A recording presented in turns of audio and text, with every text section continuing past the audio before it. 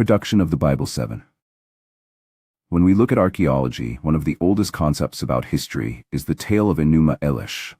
What would determine that there would be a story of creation before this one?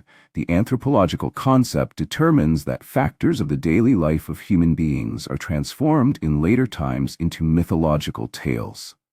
These mythological tales have the function of expanding human achievements or actions. Thus, the mythology of Enuma Elish would come from a real story, told from father to son.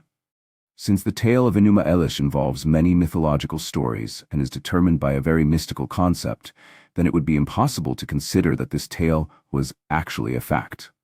When we talk about history, we can accept in the common concept the existence of Abraham, who would come from Ur of the Caudeus.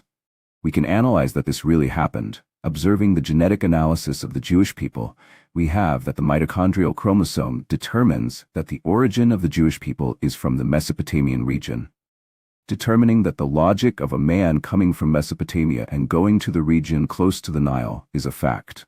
And so this man would be Abraham. In this way, we have a biologically proven fact that a man would come from the region of Babylon and arrive in the region of Egypt, and would form a people in which the mitochondrial chromosome from the region of Mesopotamia was preserved. So we could call this man Abraham, who would be the disseminator of the mitochondrial chromosome to the Hebrew population, which would later form the Jewish population. Thus we have the connection between the origin of life and the planet, from the previous tales to the mythology of Enuma Elish. In this way, we can imagine that the Hebrews had in their minds the concepts of the origin of life on earth. And in this way, we can keep in mind that people created imaginations about what was not reported in creation. As the connection with the higher entity is directly in people's thoughts, these questions tend to generate the need for revelation on the subject.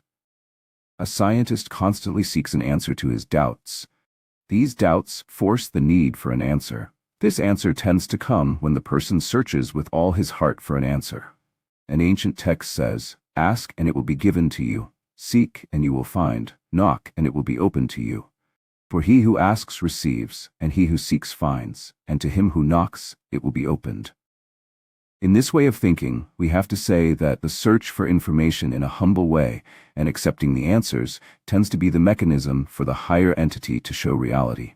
This is the first point for the production of the Bible, the desire to know the truth. Search for knowledge now. Mathematics, physics, archaeology, education, health, metaphysics, and much more. Go to reformadores.saud and be surprised by the huge collection and many new features.